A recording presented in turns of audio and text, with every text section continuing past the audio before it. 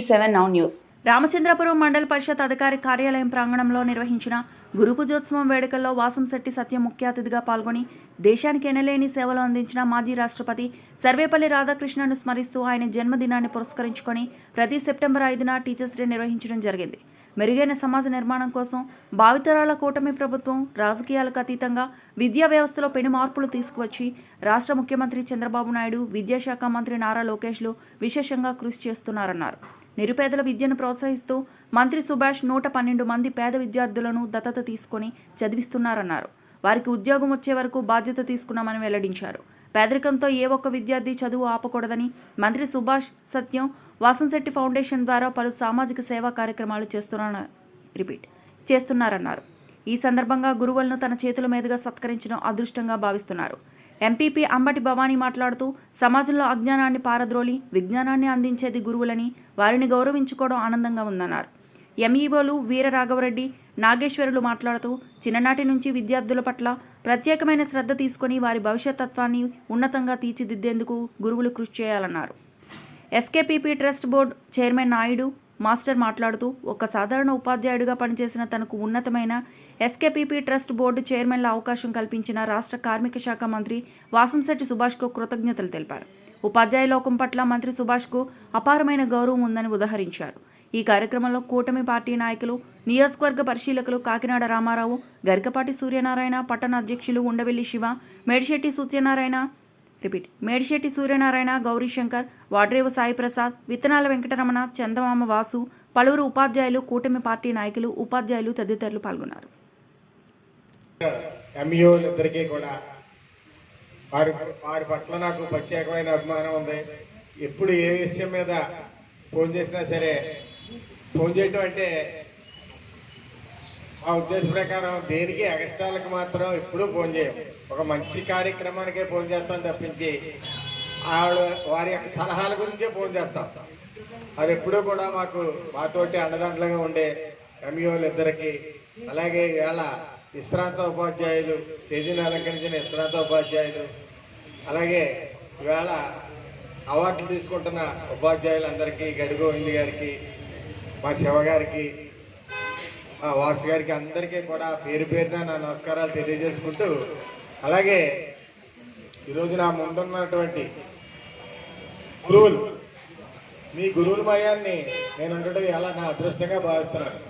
ఆ అదృష్టం కూడా కాకినాడ రామారావు గారిని వేదికను అలంకరించవలసిందే కోరుతాను.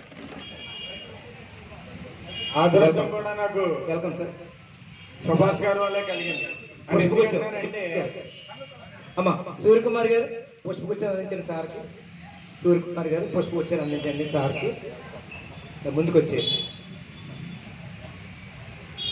ఈరోజు ఈ యొక్క మీటింగ్కి సుభాష్ గారు రావాల్సిన పరిస్థితి. వారి యొక్క డేట్ తీసుకుని మన ఎంఈఓ గారు ఈరోజు ఏర్పాటు చేశారు. కానీ ఆయన కూడా దీనికోసం ప్రత్యేకంగా విజయవాడ నుంచి రావడం జరిగింది. కానీ వెంటనే ఇవాళ మధ్యాహ్నం నుంచి సీఎం గారితో మీటింగ్ పెట్టడం వల్ల అత్యవసర పరిస్థితుల్లో అయిష్టంగానే ఆయన విజయవాడ వెళ్ళవలసి వచ్చింది. ఆ సందర్భంగా నేను ఈ యొక్క సమావేశంలో పాల్గొనడం జరిగింది. ముఖ్యంగా ఇంతమంది గురువుల మయాన్ని ఉండటం ఈరోజు నేను అదృష్టంగా భావిస్తున్నాను. కారణం ఏంటంటే, ఒక సమాజాన్ని వెలుగులోకి తీసుకురావాలన్నా, ఒక వ్యక్తి మహావ్యక్తిగా తయారవ్వాలన్నా, ఈ తయారైన మహావ్యక్తులందరూ ప్రధాని గారు అవనండి, రాష్ట్రపతి అవనివ్వండి, ఈ ప్రపంచంలో ఏ ప్రముఖ వ్యక్తి అయినా మంచి స్థానంలో ఉన్నాడంటే కారణం అది గురువుల యొక్క సలహది. గురువులు చేసిన వారు చెప్పిన విద్యాభ్యాసంలో వచ్చిన సలహే అది. ఈవేళ ఒక ప్రపంచంలో అత్యున్నతమైన వ్యక్తి ఎవరంటే గురువు. ఆ గురువు లేనిదే ఈ సమాజం లేదు. ఆ గురు బోధన లేనిదే మనిషి ఏ వ్యక్తి రక్షించడు. ముఖ్యంగా నేను చెప్తున్నాను, నా చిన్నతనంలో నేను 1వ తరగతి చదివే రోజుల్లో మాకు ఒక ఉపాధ్యాయుడు ఉండేవారు. ఆయన బ్రాహ్మణు, ఆయన ఫిజికల్ హ్యాండిక్రాఫ్ట్. ఆయన సర్వస్వం ఆయన ఇంటికి కూడా వెళ్ళేవాడు కాదు. ఒక రోజు ఆ స్కూల్లోనే ఉండేవాడు. ఎవరన్నా తెచ్చిపెట్టిందే తింటే ఆ రోజుని జీతాలు సరిగ్గా ఉండేవి కదండి. బతకలేక బడిపంతులు అన్న నానుడు ఆ రోజుల్లో ఉండేది. జీతాలు సరిగ్గా ఉండేవి కాదు. మేము పిల్లలు ఆ రోజుల్లో కాయగూరలు పట్టుకెళ్ళవటం అని, వెచ్చాలు పట్టుకెళ్ళవటం అని పరిస్థితులు కూడా నాకు బాగా తెలుసు ఆ రోజుల్లో. వాళ్ళు కూడా అంత అంకిత భావం, పిల్లలంటే నా పిల్లలనే భావంతో ఉండేవారు. ఆయన ఎవరైనా తప్పు చేస్తే దగ్గరికి పిలిచి చేయి పట్టుకుని ఆయన కాలు మడత పెట్టుకుని కూర్చునేవాడు. ఆ కాలు మడతలో చేయి పెట్టేవాడు ముందర. ఆ విద్యార్థి చేయి పెట్టి ఆడి చేసిన తప్పుకి చితకబాదేవాడు ఆయన. అంత ఇదిగా వాళ్ళ ఇచ్చి చెప్పేవారు. ఈ రోజు మీరు ఎవరైనా విద్యార్థిని ఏమైనా అనండి, వెంటనే తల్లిదండ్రులు వచ్చేస్తారు. తల్లిదండ్రులు వచ్చేసి మా అబ్బాయిని ఏంటో అన్నారంట, కొట్టక్కర్లేదు, తిట్టినా చాలు. ఈ పరిస్థితిలో ఉంది విద్య. అయినా కూడా మీరు సమన్వయం పాటించి ఆ విద్యార్థి యొక్క శ్రేయస్సే మీరు దృష్టిలో పెట్టుకుని మీరు విద్యాబోధన చేస్తున్నారంటే మీకు హ్యాట్సాప్. నేను తల వంచి గురువులందరికీ నమస్కారం చేస్తున్నాను. మీరు మీ వ్యక్తిత్వం అంటే మీరు ఒకటి నేను చెప్పదలుచుకున్నాను. గురువులకి కుటుంబం అనేది ఉండదు. కారణం ఏంటంటే వాళ్ళు విద్యకు వచ్చిన కాడి నుంచి ఉదయం నుంచి సాయంత్రం దాకా విద్య చెప్తూ విద్యార్థుల మీద ఆలోచన అంతా. సాయంత్రం ఇంటికి వెళ్ళిన తర్వాత కూడా ఈ హోంవర్క్ బుక్లు, ఈ టెక్స్ట్ బుక్లు పట్టుకుని వెళ్ళి ఇంటికాడ కూడా వర్క్ చేసే బాధ్యత. ఒక ఉద్యోగం అనేవాడు 8 అవర్స్ ఆఫీసులో కూర్చొని చేసేదే ఉద్యోగం. కానీ ఉపాధ్యాయులు అటువంటిది కాదు. 24 గంటలు పిల్లల యొక్క శ్రేయస్సు మీద దృష్టి ఉంచి పిల్లల కోసమే పనిచేసే వ్యక్తి ఎవరైనా ఉన్నారంటే, ఒక ఉద్యోగం ఉన్నాడంటే ఒక ఉపాధ్యాయుడే. అలాగే అవినీతి లేని ఉద్యోగం ఎవరైనా ఉన్నాడంటే అది ఉపాధ్యాయుడే. అవినీతికి తావులేదు ఉపాధ్యాయుడికి. ఎంతసేపు కూడా ఆ పిల్లల యొక్క బాగోగులు ఎలా చూడాలి, ఎలా చేయాలి అన్న ఒక తపనతోటే ఆయన ఎప్పుడూ కూడా నిరంతరం కృషి చేస్తుంటాడు. ఇప్పుడు ఇందాక మన ఎంఈఓ గారు అన్నారు, కరిగే కొవ్వొత్తి అని. అది ఖచ్చితంగా నిదర్శనం. ఉపాధ్యాయుడికి మనం నిర్వచనం చెప్పుకోవాలంటే కరిగే కొవ్వొత్తే. అటువంటి ఉపాధ్యాయుడమని నేను అంటే ముందుగా చెప్పాను. నాకు గర్వంగా ఫీల్ అవుతున్నాను ఈరోజు ఎంతమంది ఉపాధ్యాయులు మయాన్ని ఉండటం గర్వంగా ఫీల్ అవుతూ. అలాగే మొన్న 5వ తారీఖుని మినిస్టర్ గారు ఈ గురు పూజోత్సవానికే ఆయన ఇన్ఛార్జి మినిస్టర్గా మచిలీపట్నంలో ఉండవలసి వస్తే ఆయన అసంతృప్తి ఉండిపోయింది. ఇక్కడ భారీగా ఆయన ముందర ఆలోచన అంటే నెల క్రితం మనం రామచంద్రపురంలో మొత్తం నియోజకవర్గంలో ఉన్న ఉపాధ్యాయులు అందరినీ రప్పించేసి ఆ రోజు సెలవు కాబట్టి ఒక భారీ ఈవెంట్ పెట్టాలని ఆయన మనసులో ఓ నెల ముందర అనుకున్నారు. ఆయనకి 10 రోజుల ముందరే మచిలీపట్నం వెళ్ళాలని తెలిసింది.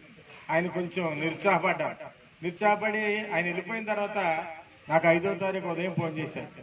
కనీసం మన క్యాంప్ ఆఫీస్కి పిలిచి ఒక 10 మంది ఉపాధ్యాయులైనా సన్మానించండి అని అప్పటికప్పుడు చెప్పడం జరిగితే, నేను అప్పటికప్పుడు రాయుడు మాస్టర్కి చెప్పి మనకు అందుబాటులో ఉన్న ఉపాధ్యాయుల్ని, ఈ కొంచెం హెడ్ మాస్టర్ లాంటి వాళ్ళని పిలిచి కొంచెం సన్మానం, ఉపాధ్యాయ లోకానికి అంతటికీ చేసే సన్మానంగా భావించి సన్మానం ఏర్పాటు చేయాలని నేను చెప్పడం జరిగింది.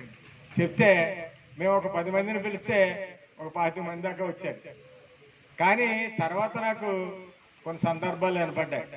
అతనే గొప్పవాడా, లేకపోతే అతను పిలిచారు ఇతనే గొప్పవాడా, ఇతను పిలిచాడు అతనే గొప్పవాడు. నేను మళ్ళా సరిదిద్దుకోవాల్సింది, నేను తప్పు చేశానా అందరినీ పిలకుండాను, ఇలాంటి కామెంట్ వస్తుందా అని నేను మనసులో బాధపడ్డాను. అది ఆ టైంలో అందరినీ పిలిచి చేసే టైం కూడా నాకు లేదు. అలాంటిది ఎవరన్నా ఇబ్బంది పడి ఉంటే, అందరూ ప్రముఖులే, గురువులు అన్న వాళ్ళు అందరూ ప్రముఖులే. అలాంటి ఇబ్బంది పడి ఉంటాను, ఎవరన్నా ఇబ్బంది పడి ఉంటే క్షమించమని మరీ కోరుకుంటూ, ఈరోజు ఈ యొక్క ఉపాధ్యాయులను సన్మానించడం అంటే చాలా మహోత్తరమైన కార్యక్రమం ఇది. ఈ కార్యక్రమానికి వచ్చిన ఉపాధ్యాయులందరికీ కూడా పేరున నా నమస్కారాలు తెలియజేసుకుంటున్నాను. అలాగే చిన్న విషయం చెప్తానండి. ఇప్పటికీ నేను విద్యార్థిగానే ఉంటాను, పెద్దలు చెప్పిన సలహాలు పాటిస్తుంటాను. మీరందరూ ఉపాధ్యాయులు ఎప్పుడైనా సరే, మేము ఎక్కడ సుభాష్ గారు కానీ మేము కానీ ఎక్కడైనా తప్పు చేసినా మీరు బోధించే తరహాలోనే మాకు చెప్పండి. మేము స్పోర్టివ్గా తీసుకుంటాం. లేదంటే ఒక వ్యక్తి అన్ని మంచి పనులు చేయలేడు, తెలియకుండా కొన్ని చెడ్డ పనులు జరగవచ్చు, ఎవరొకరు తప్పుదారిని పట్టించవచ్చు. అలాంటి పరిస్థితిలో మీరు ఉపాధ్యాయులు మీ సూచనలు ఏమీ అక్కర్లేదు, ఎప్పుడు కూడా ఇబ్బంది పడవు. ఒక సలహా ఇచ్చే ఒక వృత్తిలో ఉన్నారు కాబట్టి మీరు సూచనలు ఇస్తే తప్పకుండా మేము సరిదిద్దుకుంటామని సభాముఖంగా తెలియజేసుకుంటున్నాను. అలాగే మన మీటింగ్లో కూడా చెప్పడం జరిగింది, ఒక ఉపాధ్యాయ యొక్క ప్రపంచం, ఒక సమాజాన్ని మార్చాలన్నా, ఒక వ్యవస్థను మార్చాలన్నా ఉపాధ్యాయుడి చేతిలో ఉంది.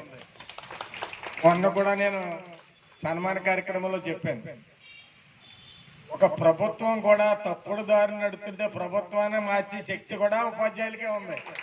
సగౌరవంగా చెప్పగలుగుతాం. కారణం ఏంటంటే చాలా సైలెంట్గా ఉంటారు, సైలెంట్గా ఉంటే కుప్పకూలుస్తారు.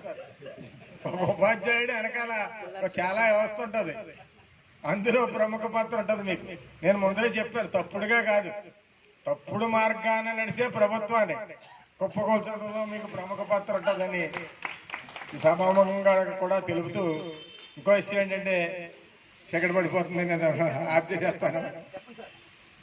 సుభాష్ గారు ఒక యజ్ఞం తలపెట్టారు. ఆ యజ్ఞం ఏంటంటే తల్లిదండ్రులు లేకుండా ఉండి, తల్లి కానీ తండ్రి కానీ వాళ్ళు మంచిగా చదువుకునే పరిస్థితుల్లో పిల్లలుండి ఆ కుటుంబం చదివించలేకపోతే ఆ తల్లిదండ్రులు లేని కుటుంబాన్ని దత్తత తీసుకుంటున్నాడు.